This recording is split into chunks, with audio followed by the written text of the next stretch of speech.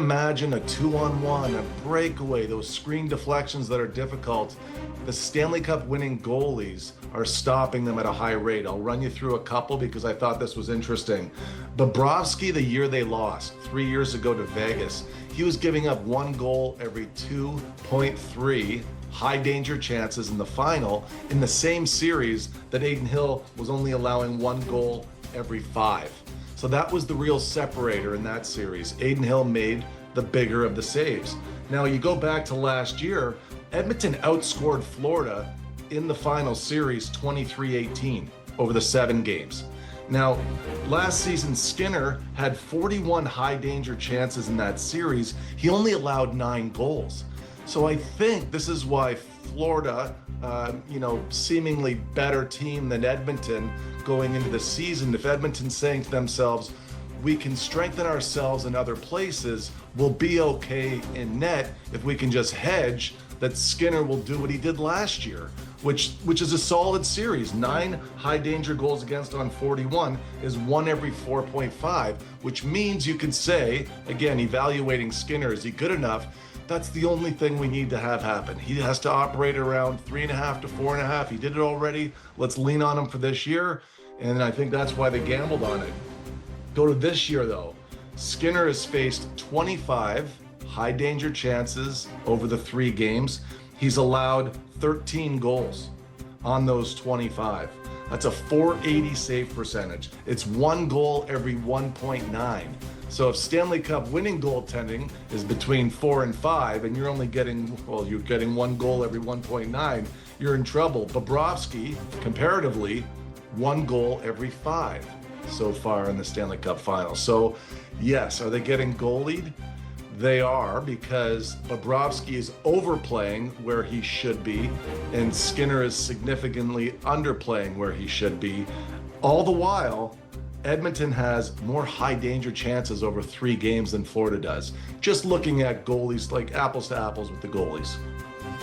Do you believe that game by game, or I guess series long momentum exists, or is it kind of like fresh start for Skinner next game? We've seen him in these games be good in other situations. You never know what you're going to get. Are your numbers jeopardizing a start for him next game?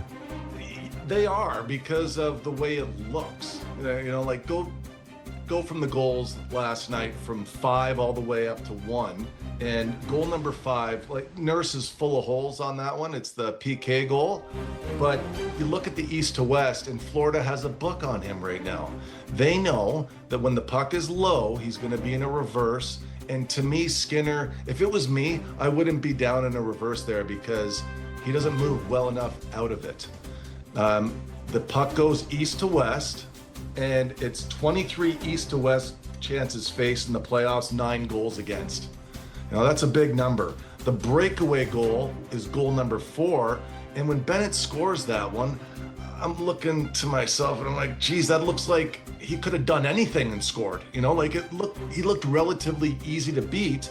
I looked up his numbers on breakaways and so far in the postseason. Skinner's faced 14 breakaways. He's allowed 8 goals, guys. 1 every 1.7. That's not a number you can win with. You need momentum changing saves, and you're not getting breakaway saves. That's going to hurt you. So east to west, breakaways. Goal number 2 I didn't like because of positioning. That's the Verhaeghe goal. And you look at positioning, and I think I mentioned this last week, he's got to back up in his crease a little bit. He's out too far for his lack of mobility, so when the puck ends up on Verhaeghe's stick, Verhaeghe looks up and he sees a goalie that's not there, that should be there, and the angle's off, his depth is off, and his squareness is off. And guys, you just can't make a save that way. You're sideways in your net, and short side high is exposed. So what I think he needs is a reset. We've seen him reset well. A reset would mean miss a game. If it doesn't work out, you're still going back to Edmonton. You can steal one there, steal one back in Florida, and you might be in a position to, get to a game 7 again. But I think that right now, he's lost his way a little bit. The pressure is so overwhelming. It's so overwhelming. And I think that right now, if you go to Pickard, he can play that way as far as ante up and you can rally behind him. But I think that's their only opportunity. Give Skinner a rest here to take a deep breath. What'd you think of when they pulled him? Yeah, I know the guys on the panel were talking about it in between periods, and I think it was Kelly Rudy that said, I'd leave him in there to battle. But are you still in it? Are you still in it? I'm at DeBoer. 4-1? At like 2 or 3 Right? in that game, I'd have been Would you like, have okay. pulled them after 40 minutes? Would you have pulled Did I them think- and not get to that Yeah. next goal? Yeah, yes.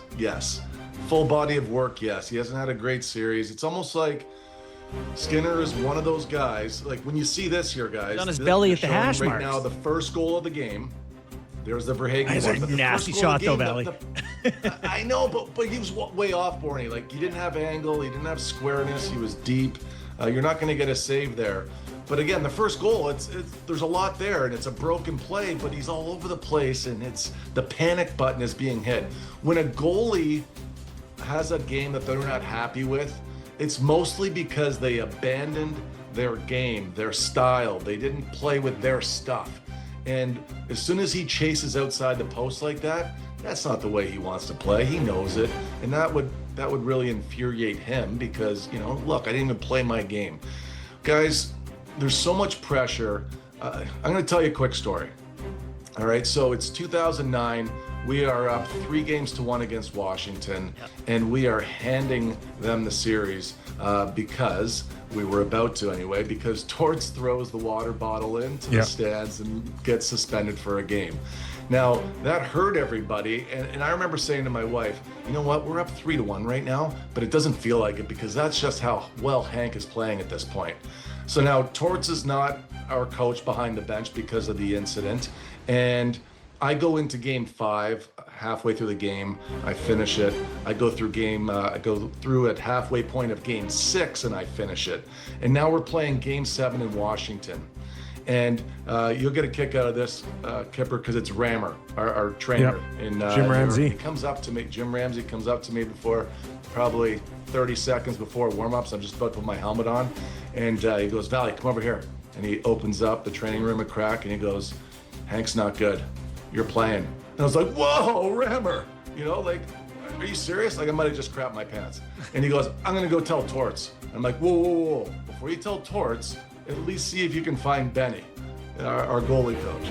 And he finds Benny, brings him in, talks, like Hank was just going through it. I mean, he was like Denny Lemieux because we shouldn't have been at 3-1, and then he was getting torched in 5 and 6. And now all of a sudden I'm going in. And finally Ramber comes back and he says, Valley, Hank's going to try it in warm up. And we go into warm up, and I'm telling you, he doesn't even touch a puck. Like, it just wasn't going well. And I know Hank better than anybody at this point. I'm like, I'm probably playing tonight. Yeah. And Rammer says again, Valley, be ready. I don't know if you noticed, but he wasn't looking too good in warm-up. So I'm like, yeah, no. Yeah, I noticed. Of course I saw that, Rammer. Thanks, Tips. So anyways, we go into the second period. We're losing 1-0 in the second period on a flutter. We end up tying it 1-1. There's a wrist shot at the end of the third period that goes over Hank's shoulder. We end up losing this game 2-1.